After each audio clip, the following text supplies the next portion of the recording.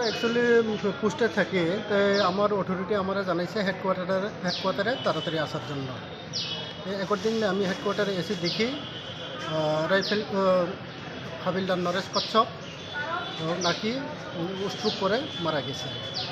এই যতটুকু আমি শুনেছি, সে যখন মোবাইলে কথা বলছিল বাড়ির লোকের সঙ্গে, তখনই সময় হবে আনুমানিক 9টা সাড়ে 9টার সময়, তখন নাকি স্ট্রোক করেছে।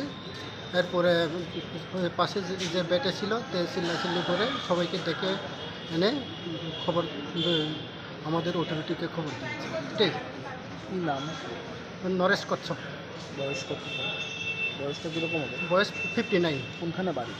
বাড়ি রাঁচি, ঝাড়খণ্ড। এমনিতে কত নম্বর ব্যাটালিয়নে কর্ম? 7 নম্বর ব্যাটালিয়ন।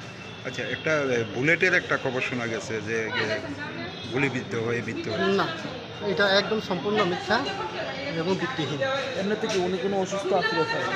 উনি অসুস্থ আসলে যতটুকু শুনেছি ডিসেন্ট্রিও ছিল, ডিসেন্ট্রি এবং শারীরিকভাবেও হাতে নাকি কিছু ফ্র্যাকচার হয়েছে। বয়স্ক মানুষ তো, এটা আমিও একটু ডিটেল এইসব ব্যাপার জানি না।